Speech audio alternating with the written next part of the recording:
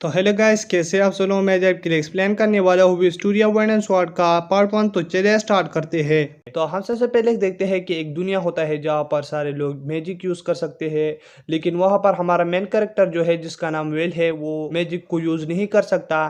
तो इसके बाद हम देखते हैं एक एकेडमी में जिसका नाम होता है रिगार्डन मैजिकल एकेडमी, जहाँ पर हमारा मेन कैरेक्टर क्लास पर होता है और वहीं पर प्रोफेसर एडवर्ड उसको बुलाता है और कहता है कि तुम इस आग को जलाओ, जहाँ पर वो उसको नहीं जला पाता। तो वो कहने लगता है कि तुम मतलब 6th ईयर में आ गए लेकिन अभी ये नहीं सीखा कि मतलब आग को कैसे जलाते हो और तुम कितने निकम्मे इंसान हो, जिसकी वजह से सारे क्लास वाले उस पर हंसने लगते हैं। और फिर वहां पर हम एक आदमी को देखते हैं, शियोन को, जो अपनी मैजिक की मदद से उस चीज को आग में बदल लेता है और कहता है कि मैं कैसा हूँ। लेकिन वहीं पर प्रोफेसर एडवर्ड कहने लगता है कि मतलब तुम ये घटिया हरकत मत करो और इसे अपना काम खुद करने दो, जिसके बाद वो उसे कहने लगता है कि मतलब तुम्हारे जैसे लोग इस एकेडमी से बाहर चले जाना चाहिए और उसे कुछ और काम करना चाहिए, क्योंकि इस दुनिया में मैजिक ही सब कुछ है लेकिन तुम्हें वो नहीं आता और तुम काफी निकम्मे इंसान हो। जिसके बाद हम क्लास के बाहर देखते हैं जहाँ पर शियोन विल को तंग कर रहा होता है और वहीं पर कोलेट आ जाती है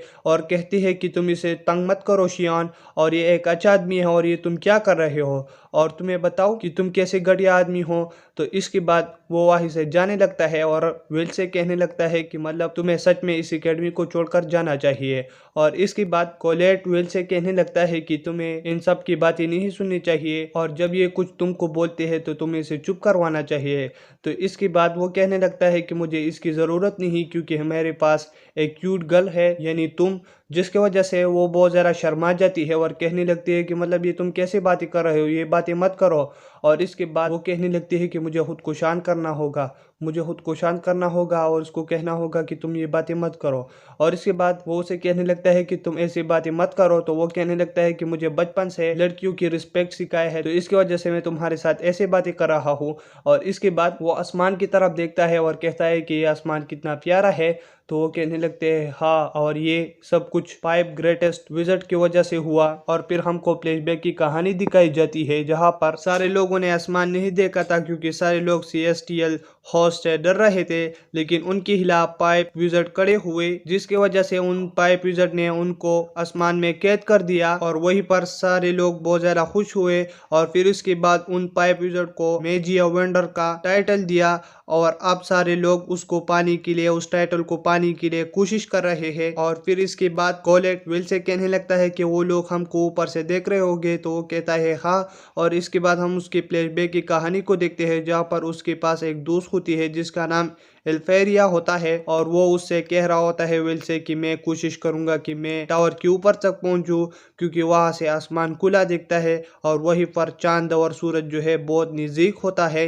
और मैं वहीं पर पहुंचने के लिए बहुत ज़्यादा बेताब हूँ। तो वेल कहने लगता है कि मैं भी करूँगा, लेकिन अल्फेरिया कहने लगती है कि उसके लिए मैजिया वंडर का टाइटल जीतना होगा। और इसके बाद वेल कहने लगता है कि उसने बहुत मेहनत किया और वो फिर से सबसे यंगेस्ट मैजिशियन बन गई और वो टावर के ऊपर पहुंच गई, लेकिन मैं जो कि मैजिक यूज़ नहीं कर सकता, मैं सबसे पीछे रह गया। लेकिन मैं अब भी कोशिश कर सकता हूँ और उसका साइड बन सकता हूँ, यानी मीन उसके साइड में खड़ा हो सकता हूँ। और इसके बाद हम प्रोफेसर वर्कर को देखते हैं जहाँ पर उसके सामने वेल होता है और उसे कहने लगता है कि तुम बिना परमिशन के 7th फ्लोर डंजन में गए थे और तुमने ये अच्छा नहीं किया और तुम्हें परमिशन मानना चाहिए, क्योंकि तुम मर भी सकते हो। तो इसके बाद वो कहने लगता है कि मुझे क्रेडिट जीतने हैं जैसे भी करके। तो वो कहने लगता है कि मतलब तुम आगे नहीं जा सकते क्योंकि तुम बहुत ज़्यादा कमज़ोर हो और तुम मैजिक यूज़ नहीं कर सकते, और मुझे पता नहीं कि मतलब तुम इस एकेडमी से ग्रेजुएट कर पाओगे या नहीं। तो इसके बाद वो कहने लगता है कि मतलब मैं करूँगा।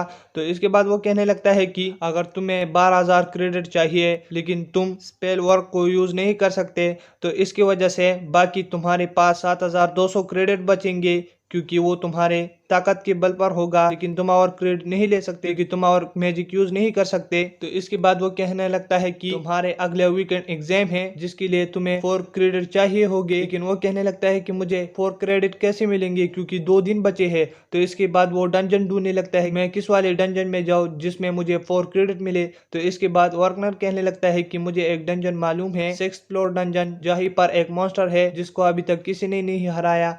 और फिर हम बाहर शियोन को देखते हैं जो भी बात सुन लेता है और वो कहता है कि मैं भी उस डंजन में जाऊंगा।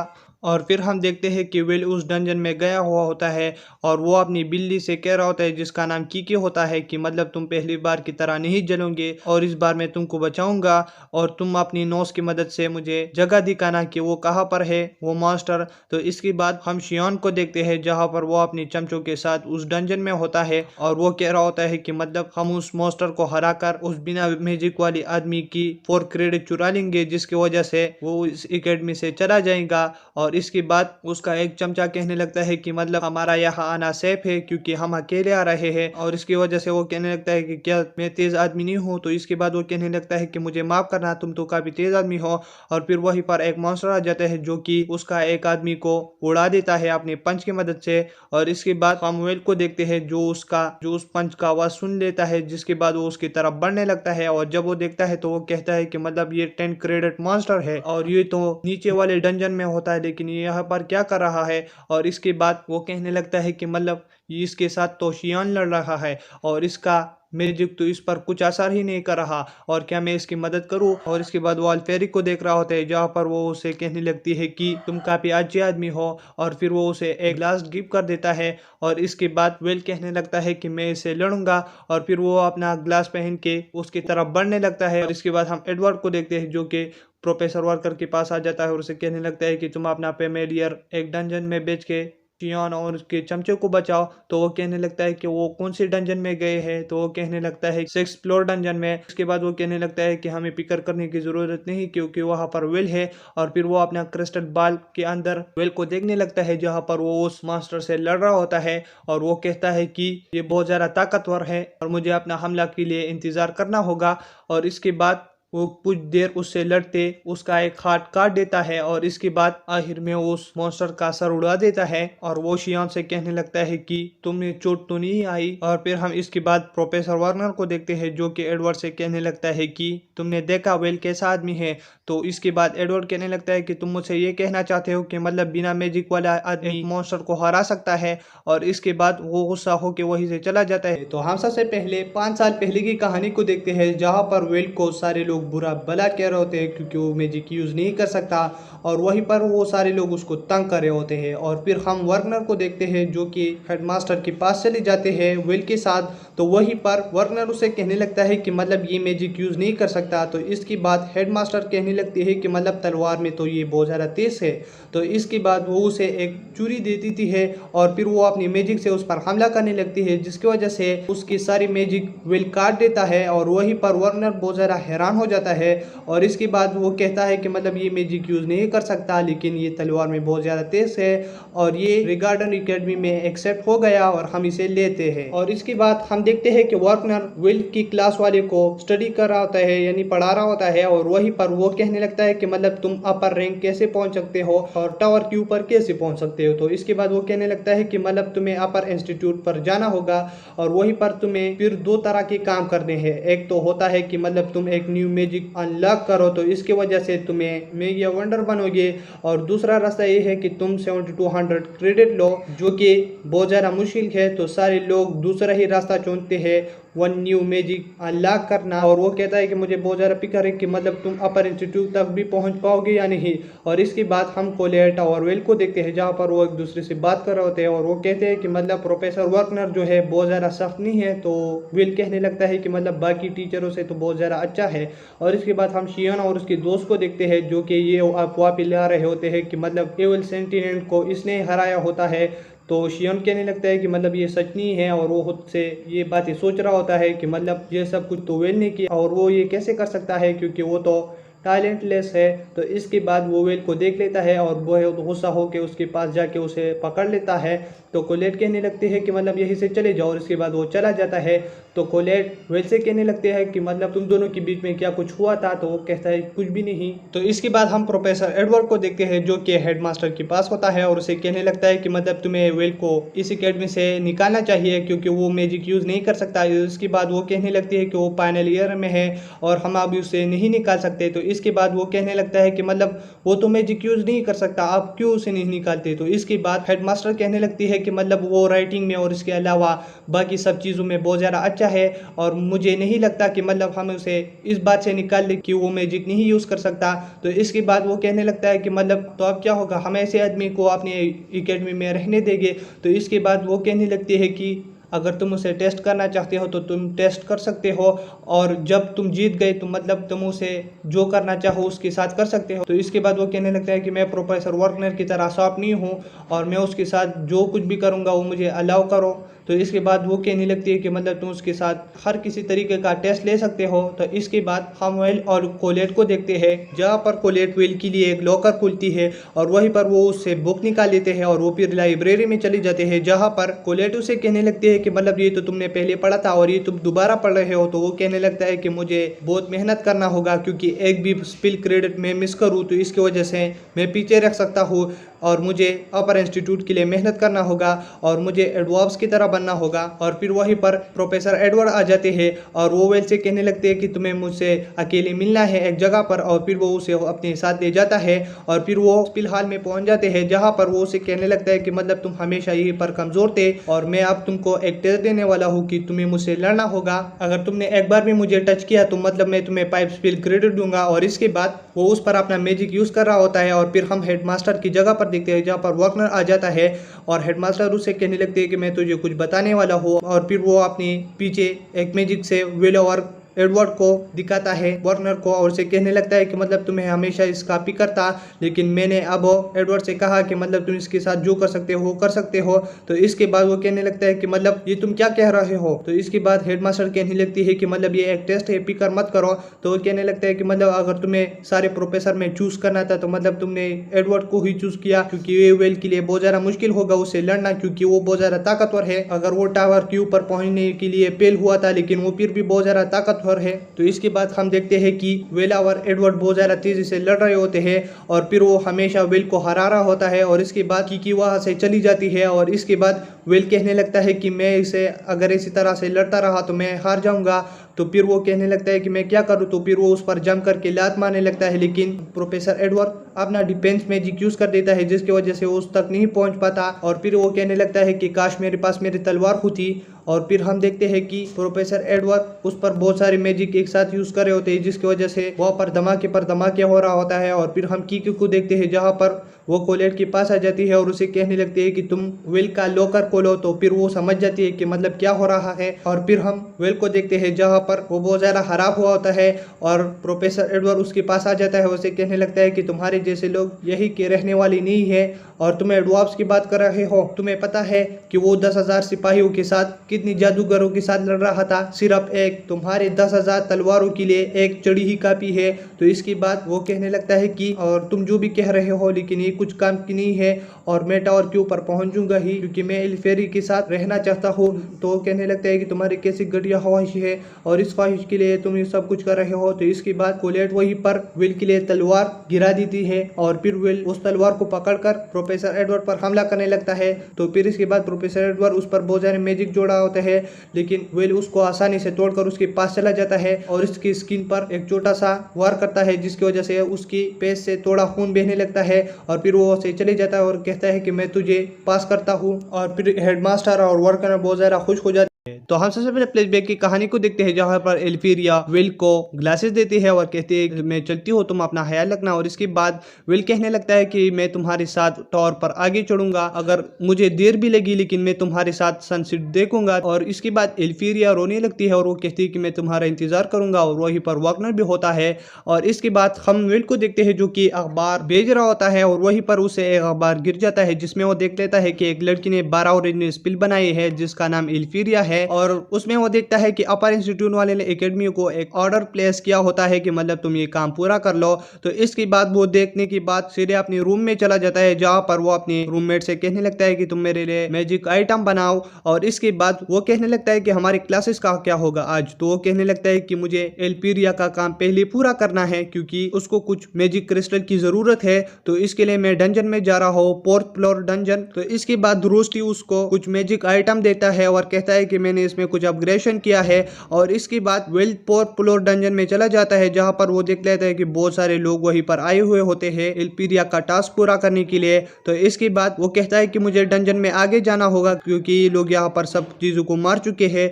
तो इसके बाद वो आगे चला जाता है, जहाँ पर एक लड़की को बहुत सारे मॉन्स्टरों ने घेर कर रखा होता है। तो फिर वो उसको एक झटके में मार लेता है।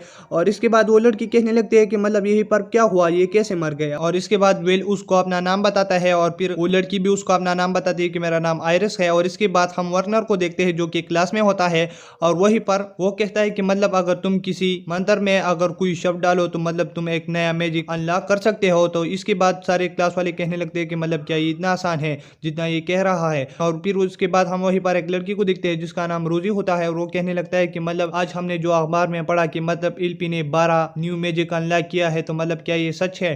तो वो कहने लगता है हाँ ये सच है, और इसकी वजह से उसको ग्रेटेस्ट मेजिया का नाम भी दिया जाएगा, और वो सबसे अच्छी और ताकतवर है। और उसके बाद वो उसका तारीफ करने लगता है। और इसके बाद वो सारे लोग कहने लगते हैं कि मतलब ये कितना अमेजिंग है। और वहीं पर कोलेट कहने लगती है कि मतलब वेल एक ऐसी लड़की का पीछा कर रहा है जो कि इतना ज्यादा ताकतवर है। तो इसके बाद रोजी कहने लगती है कि मतलब कोलेट क्या तुम एलपी से जल रहे हो। और इसके बाद वो कहने लगती है कि ये तुम क्या कर रहे हो। और इसके बाद हम आयरिस और वेल को देखते हैं जहां पर वो दोनों बातें करने लगते हैं। तो इसके बाद वेल कहने लगता है कि क्या तुम मेरे साथ अनकंफर्टेबल फील कर रहे हो और क्या तुम खुद को कमजोर पा रहे हो। तो इसके बाद वो कहने लगती है कि नहीं, तुमने मेरा जान बचाया और मैं तुमसे कमजोर हूँ, तुम मुझसे नहीं। और इसके बाद वेल हमको बताता है कि ये जो हम स्काई देख रहे हैं ये पैक स्काई है, और ये एक बैरियर है जिसको मेजिया वेंडर ने बनाया है। और लूरी के मुताबिक अगर ये बैरियर कमजोर पड़ गया तो इसकी वजह से फिर से डार्क हो सकता है, और हम लोग अपने नाम के साथ मेजिया वंडर की इसलिए मदद करते हैं क्योंकि हम चाहते हैं कि ये बैरियर हमेशा रहे और हमेशा रोशनी हो। और इसके बाद आयरिस कहने लगते हैं कि फ्रॉस्ट रोकर लगता है खत्म हो गई क्योंकि मेरा सर्च मैजिक भी और काम नहीं कर रहा। तो इसके बाद कीकी वेल को साइड पर ले जाती है, और इसके बाद वो कहने लगता है कि अगर फ्रॉस्ट किसी जगह से गुजरे तो वहीं पर वो शॉट्स छोड़ कर जाते हैं, और यहाँ पर तो बड़े शॉट्स है, यानी मीन यहाँ पर एक बड़ा फ्रॉस्ट है। तो इसके बाद आयरिस कहने लगती है कि क्या तुम मतलब तुम्हारे पास तो मैजिक नहीं है और ये तुम कैसे कह रहे हो। तो इसके बाद वेल कहने लगता है कि हर चीज़ में मैजिक की ज़रूरत नहीं। और इसके बाद वहीं पर एक बहुत बड़ा फ्रॉस्ट उस पर हमला कर देता है। तो फिर वो वहीं से बच जाते हैं, और फिर वो आयरिस से कहने लगते हैं कि तुम यहीं पर रुको और मैं इसको निपटा कर आता हूँ। तो आयरिस कहने लगती है कि मतलब तुम इसको नहीं हरा सकते क्योंकि अगर तुमने इसको हाथ लगा दिया तो तुम फ्रीज हो जाओगे।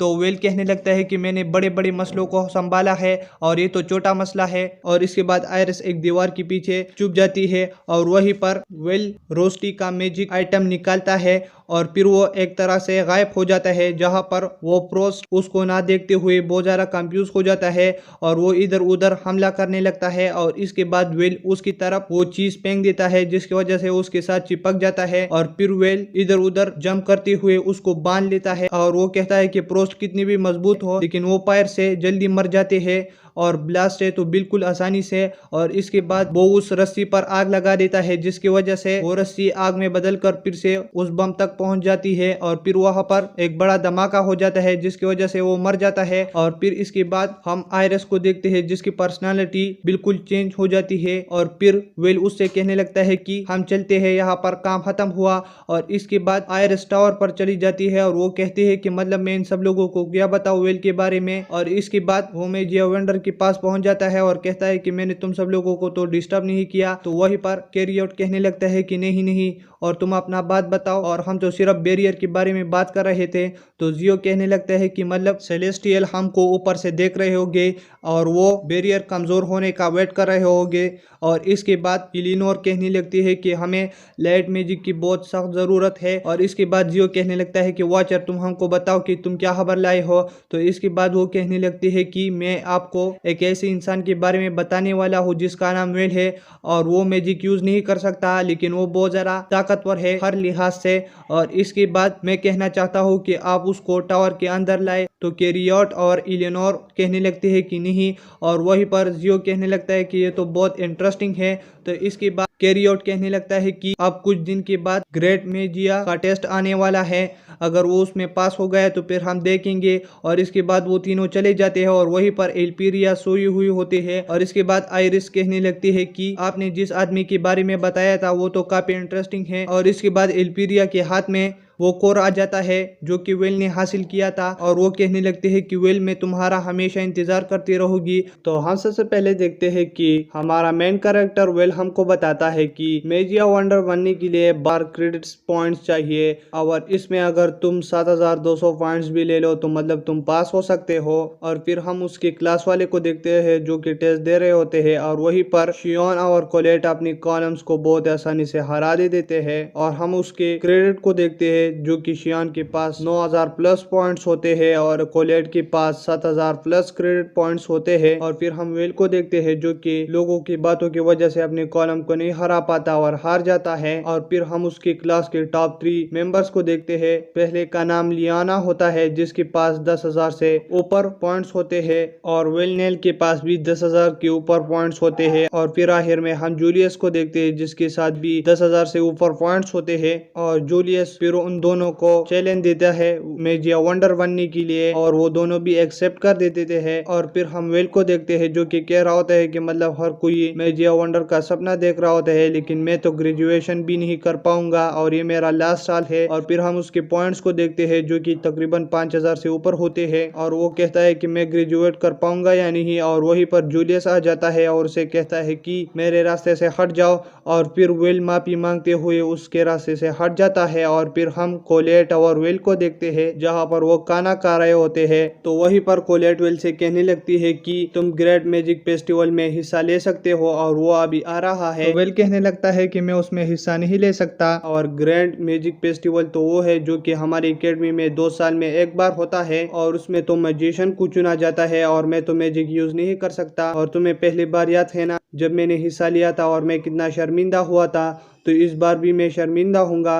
लेकिन कोलेट कहने लगती है कि नहीं, इस फेस्टिवल में ऐसा होता है कि किसी की पॉइंट्स 7200 से भी नीचे हो लेकिन उसको चुना जा सकता है। तो कहने लगता है कि नहीं, मैं डरता हूँ और मैं ये नहीं कर सकता। तो कोलेट कहने लगती है कि फेस्टिवल बहुत ज्यादा नजदीक है और सारे लोग तैयारी कर रहे हैं, अगर तुम भी तैयारी कर लो तो अच्छा होगा क्योंकि हमारी एकेडमी के बाहर भी लोग आ रहे हैं और उसमें चांसेस है कि बहुत सारे लोग तुमको चुन ले। तो कहने लगता है कि मैं नो टैलेंट आदमी हूँ और मैं इसके बगैर कुछ नहीं हूँ। और फिर वहीं पर कोलेट को एक लॉकर से एक बैरियर की झलक महसूस होती है और वहीं पर वो की पावर को यूज करके उस लॉकर से उस बैरियर को हटा देता है। और फिर वो जब नीचे देख लेते हैं तो वहीं पर बहुत सारे लोग होते हैं जो कि बैटिंग कर रहे होते हैं कि मतलब कौन उस फेस्टिवल में अच्छा देगा। और वहीं पर हम शियोन को भी देखते हैं जो कि वेल को देखकर बहुत ज्यादा चौंक जाता है और वो वेल से कहने लगता है कि तुम यहाँ पर क्या कर रहे हो। तो कोलेट कहने लगती है कि तुम अगर वेल को कुछ भी करोगे तो मैं तुझको नहीं छोड़ूंगा। और फिर वहीं पर वो शियोन से कहने लगता है कि तुम भी यहाँ पर बैटिंग करने आए हो। तो शियोन कहता है नहीं, मैं तो बस यहाँ पर ये नजारा देखने आया था। तो वहीं पर शियोन का एक आदमी कहने लगता है कि कोलेट, अगर तुम ये सोच रहे हो कि शियोन टॉप 3 से हट चुका है, ये तुम्हारी गलतफहमी है। तो वहीं पर शियोन कहने लगता है कि तुम चुप करो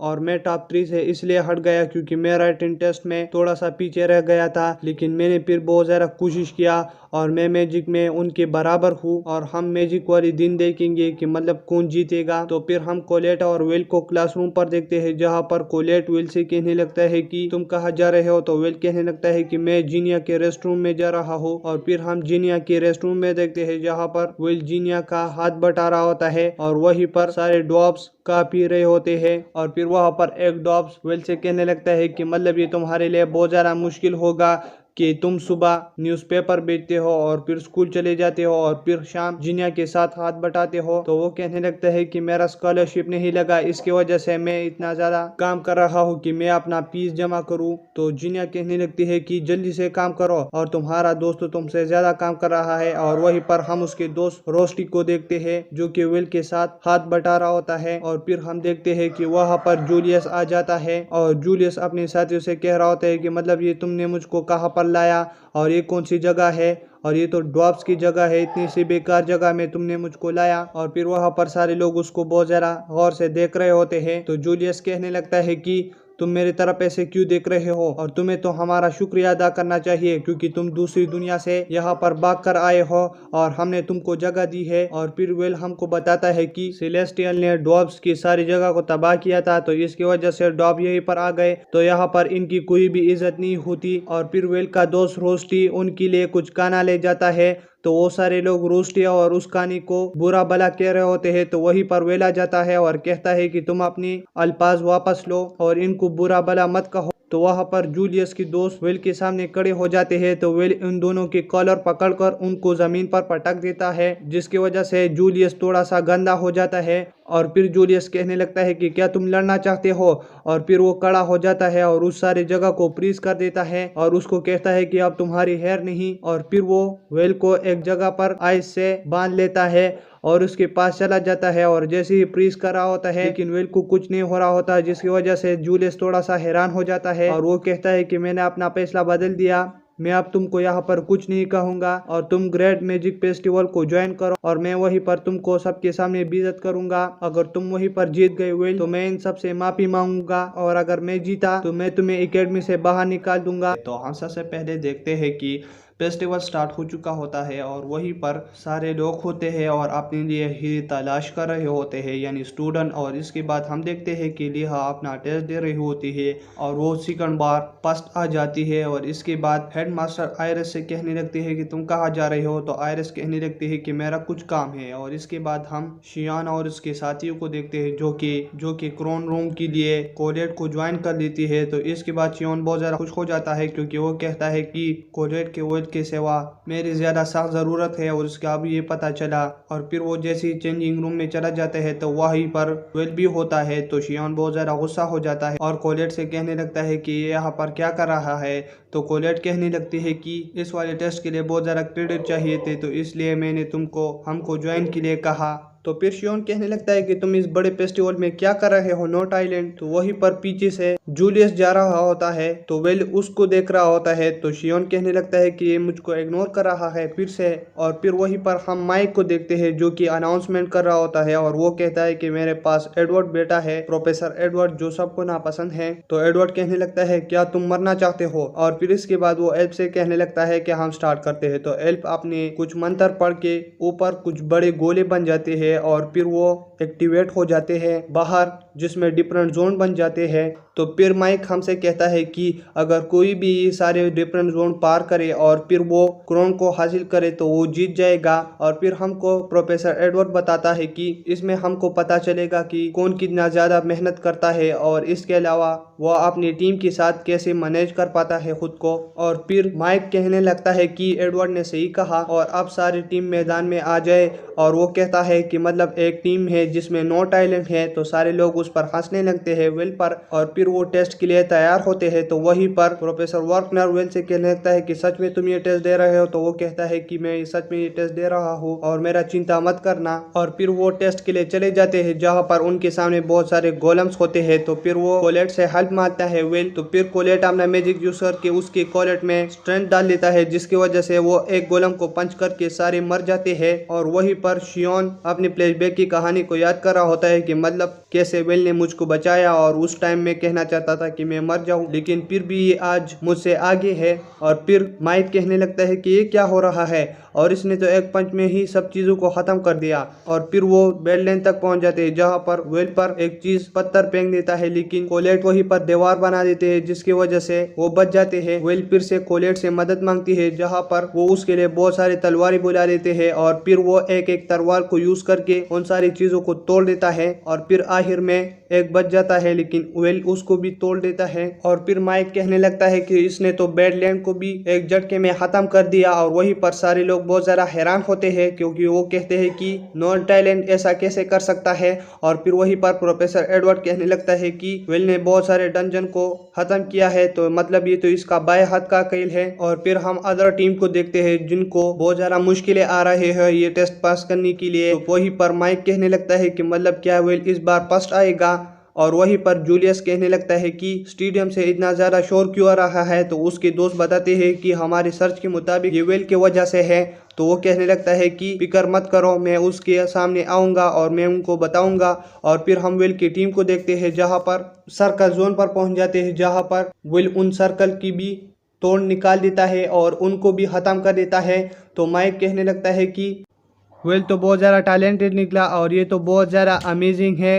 प्रोफेसर एडवर्ड का आइडिया भी फेल हो गया क्योंकि ये इसका आइडिया था सर्कल जोन का। और फिर विल कहने लगता है कि अगर मैं बहुत पास गया और वुडलैंड पहुंच गया तो वहीं पर हम और टीमों के साथ मिलेंगे, लेकिन मैं वुडलैंड जोन पहले पहुंचना चाहता हूँ जूलियस से कि मैं उस जगह का पता लगा दूं। तो फिर वहीं पर जूलियस विल पर हमला कर देता है। विल तो उससे बच जाता है लेकिन बहुत ज्यादा हैरान हो जाता है कि मतलब ये क्या था और जूलियस इतना पास कैसे हो सकता है। और फिर वहीं पर जूलियस उन लोगों पर अपनी आइस की मदद से हमला करने लगता है। वो तो उससे बच जाते हैं लेकिन विल बहुत ज्यादा हैरान हुआ होता है। और फिर पीछे से शियोन आ जाता है और वो अपनी आग की मदद से जूलियस का बर्फ बिखला देता है और वो विल पर हमला कर देता है। कोलेट तो उसको बचा लेता है लेकिन वो कहती है कि क्या शियोन विल पर हमला कर रहा था। और फिर विल शियोन से कहने लगता है कि ये वक्त नहीं हमारे लड़ने का। तो वो कहने लगता है कि मैं हमेशा तुम्हारा बात मान रहा था लेकिन अब नहीं और मुझसे लड़ो। और फिर जूलियस कोलेट के सामने एक दीवार बना लेती है और उसको फ्रीज कर लेती है। और फिर शियोन विल से कहने लगता है कि अपना तलवार उठाओ और मुझसे लड़ो। तो हम सबसे पहले पेज ब्लैक की कहानी को देखते हैं जहाँ पर विल और शियोन होते हैं। तो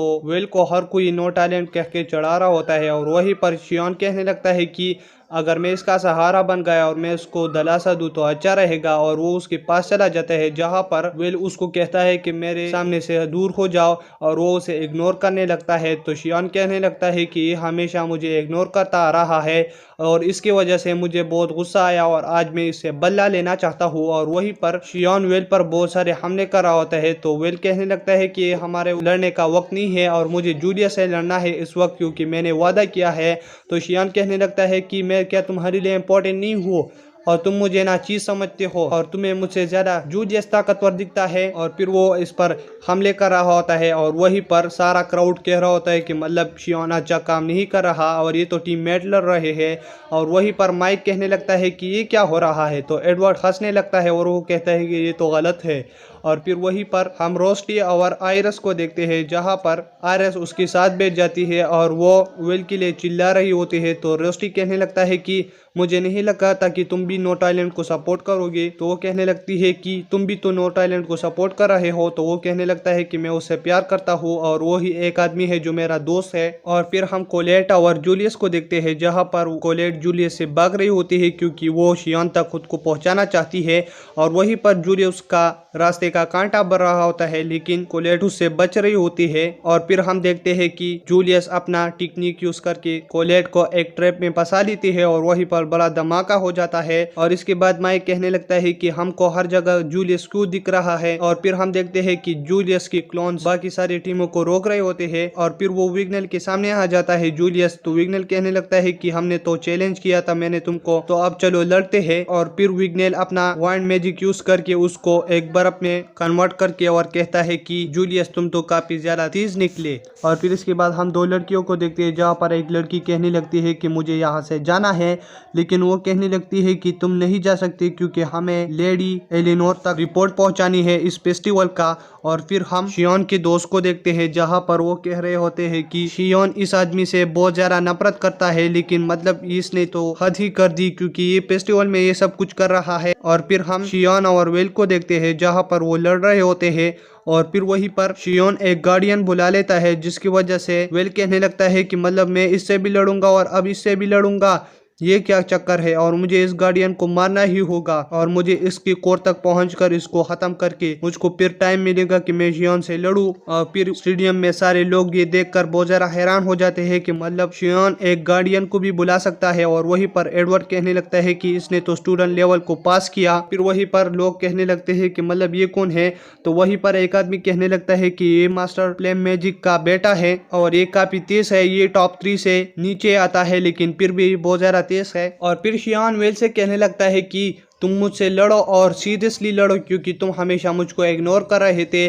तो इसके बाद वेल कहने लगता है कि मतलब ये मेरे बारे में ऐसा सोचता है। तो वो कहता है कि चलो ठीक है लड़ते हैं। और वो जैसे ही लड़ने की कोशिश कर रहे होते हैं वहीं पर कोलेट आ जाती है और उनके सामने एक दीवार खड़ी कर देती है और कहती है कि तुम दोनों मत लड़ो। और इसके बाद वो वेल से कहने लगती है कि मैं इसको रोकती हूँ और तुम यहीं से चलो। और फिर वो उसको अपना कोट देकर वहीं से चला जाता है और शियान से कहता है कि हम दोबारा जरूर लड़ेंगे। और फिर हम स्टेडियम में देखते हैं जहां पर माइक कहने लगता है कि बहुत मुश्किलों के बाद कौन इस स्टेडियम में पहला आया है, तो वहीं पर जूलियस होता है। तो वो कहता है कि ये क्राउन अब इसका हुआ, और वहीं पर वेल स्टेडियम के ऊपर से कूद कर नीचे आ जाता है और वो जूलियस से लड़ने के लिए तैयार होता है। और यहीं पर ये पार्ट खत्म हो जाता है। अगर आप मेरे चैनल पर नहीं हो तो मेरे चैनल को सब्सक्राइब करें, और वीडियो देखने के लिए थैंक्स।